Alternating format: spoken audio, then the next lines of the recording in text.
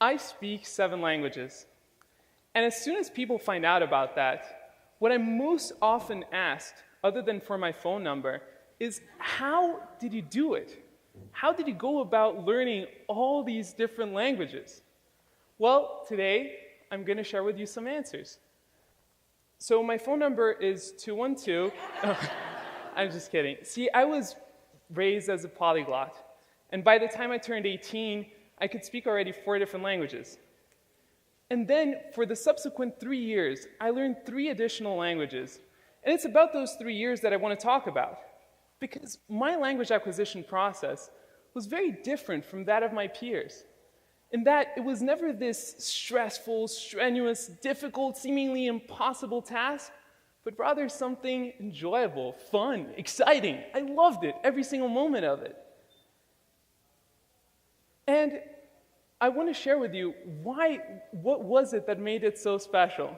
See, I did have a head start in that I did have these 4 languages that I spoke ahead of time, but there were also these 5 techniques, 5 skills, if you will, that I used that made the language learning process so much easier. And it's about those 5 techniques that I want to talk about.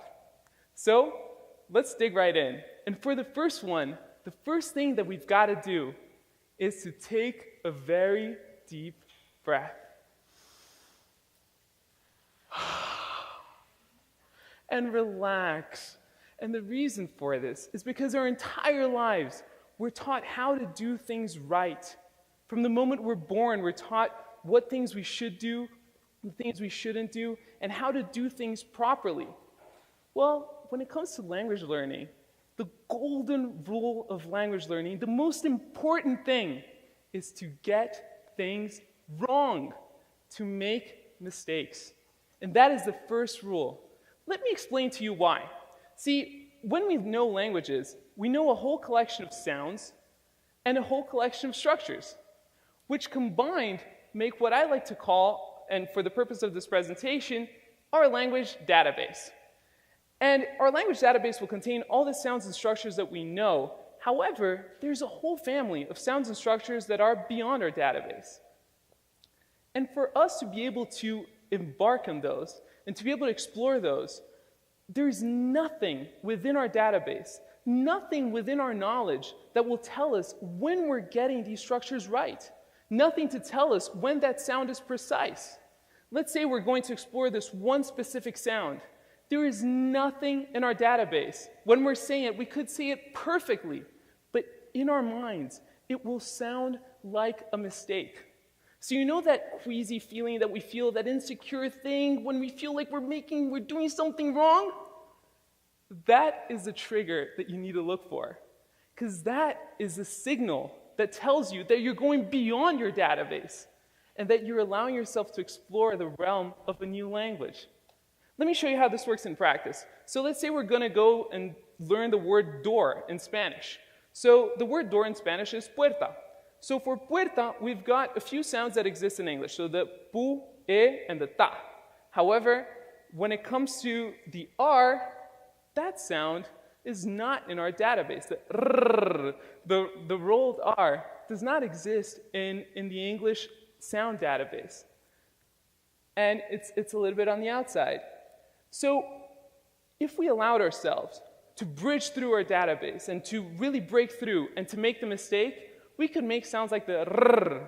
But instead, what sometimes happens is that we get the closest relative of it that is within the database, and that is the r sound. And that r sound makes something that sounds like puerta, which doesn't mean a thing in Spanish. It actually doesn't sound too charming, and it doesn't tell you too much. So for the first technique, allow yourself to make that mistake so that sounds like puerta can come out. And now let's go to the second one. For the second one, I'm going to need some of your collaboration. We are going to read these 4 beautiful words, and on the count of 3. So let's start with the first one. On the count of 3. 1, 2, 3. Mao, perfect. The second one. 1, 2, 3. Perfect. Third one. 1, 2, 3. Perfect. And the third one, the fourth one. 1, 2, 3. Let me show you what happened when we did this. We get these 4 words, and we put them through a sort of American English filter, and we get something that looks kind of like this. And I'll tell you the results of that. So for the first one, mão, which means hand in Portuguese, we put it through the filter, we get mau. For the second one, we get coco, which is coconut in Portuguese, or coco, which means poop. We put it through the filter and we get a warm cup of cocoa. And for the fourth one, we have huo, which means fire in Chinese. And we get, if you're feeling really creative, maybe a dude doing karate. But anyways, they don't tell you much about how these things are pronounced. And if you think it's only one way, only if you're going from English to a different language, think about non-native speakers and try to explain to them that this is pronounced though, and that this is pronounced thought, and that even though they look almost identical, they have nothing to do with one another. Or try to explain to them that this is enough and that this is just simply wrong. See, there is nothing useful about using that foreign alphabet when you're trying to learn the language. Why? Because it will give you wrong signals. So what is the second technique? Scrap it. Scrap the foreign alphabet. Let me give you an alternative of how you can go about this. This is a Brazilian currency, and it's spelled like this. So on the count of 3, can we all say the name of this currency? 1, 2, 3. We have some people who know the spelling. Yeah, real for the most part. And as useful as this might seem, it doesn't tell you a single thing. And when you're speaking Portuguese, real means nothing. Let me give you an alternative. See, in Portuguese, the way that you say real is real. So let me teach you how to say it. So on the count of 3, let's say he. So it's he, but without the e sound. So 1, 2, 3, he. Perfect. And now let's say ow. It's like ouch, but without the ch sound. So it's ow. 1, 2, 3. Perfect. So he. Ow. He. Ow. He. Ow. Real. Real. Perfect. Now you all sound like passionate Brazilian capitalists. And so why would we go and use something that looks like this, that looks real, when instead you can use something that looks like this and gives you so much more information about how to say something in a foreign language? And that puts us in a really good spot, because at this point, we allowed ourselves to break through our database and to make mistakes, to go into that uncharted territory of a new language. And then we figured out how to take notation in a way that the information is actually meaningful. But then how can we test it? And that's where technique number 3 comes in. Technique number 3 is about finding a stickler. So finding someone who's detail-oriented and who won't let you get away with the mistakes. And more than finding someone who's really that person, the guru for the language, it's more about establishing the right sort of relationship. Relationship with someone where they will correct you. They'll feel comfortable correcting you and making sure that you're getting to that spot you wanted in the language. But at the same time, someone who will encourage you to get things wrong and to make those mistakes in the first place. And sticklers could be your teacher, it could be your tutor, it could be a friend, it could be someone on Skype or Craigslist. It doesn't matter. You can find sticklers all over the place, and with technology, it becomes a lot easier to find them. And then it's time to practice. And for practicing, we've got the 4th technique. See, I always thought I had this thing that was a little bit of a Sid craziness that I did, and then I realized how useful it was. I always did what I like to call shower conversations.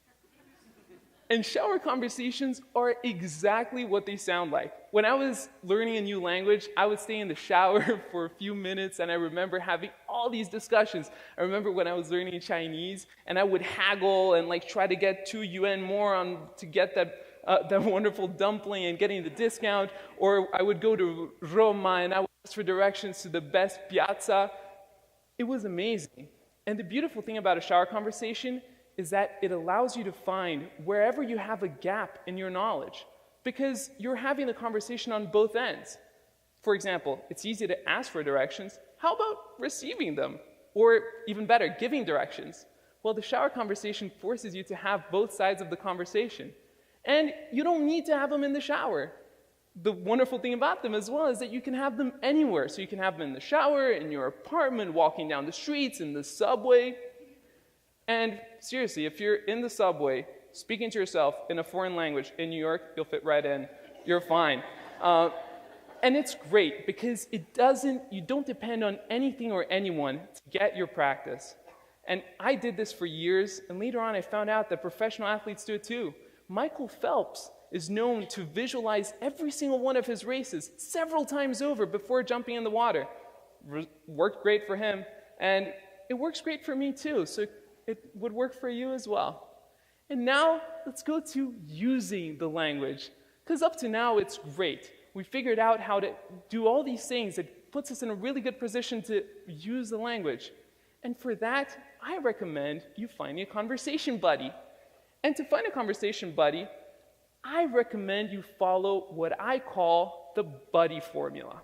And that is a way that you can make sure that your incentives are always aligned to use the new language. So for that is, the target language should be your best language in common. Why? If you're anything like me, you like to learn languages so that you can communicate with more people, so that you can reach out and understand a little bit more about their brains and their hearts. And so if we try to talk to someone in a foreign language that both of us don't do really well when we could be speaking English or whatever language you're more comfortable with as a pair, odds are that you're going to revert to that language that is easier. So I recommend you find someone where your best language in common is your target language. And if you can't find one locally, try technology, or if you can travel, that would be perfect. There's a problem with that, and I realize it, because it's difficult to find someone that fits that profile exactly. Well, I've got good news. And I found that out when I was at work, and one of my colleagues, he's a linguist too, he speaks a ton of languages, and our best language in common was definitely English. Our second best language in common, definitely French. But we always spoke in German to each other in the office. Why was that? It was because there were people in the office who spoke English. There were people in the office who spoke French. But we could talk about Friday and Saturday night in German, and nobody had any idea what we were talking about. So it can also be your best secret language in common. And it becomes such a convenient tool. You can have that with your friends, and you get a sense of privacy in public. No matter where you are, you can have a private conversation. So let's recap. With the first technique, we allow ourselves to break through the barrier of language and to explore the uncharted territory of sounds and structures outside our database. Then with the second one, we learn how to take notes and how to make sure that we can take notes in a way that we can replicate those sounds and structures later. Then we can check the mistakes by finding a stickler. Fourth, practice. Have your shower conversations wherever you want to be. And then follow the buddy formula, and you can find someone to practice your language with. And after that, arriviamo a un posto veramente bello, wo Fremdsprachen lernen nicht mehr etwas langweilig, schwierig und stressig ist, pero un mundo de posibilidades, donde tenemos la oportunidad de explorar de nouvelles cultures e toutes les différentes manières de vivre. E o mais gratificante é que com isso aprendemos mais sobre nós mesmos. Prosto paron, porina kujete sanelinikashe sas, ala, den simeni, otiden borite natamatete. 千里之行，始于足下。没问题，因为现在你们都可以走。Thank you.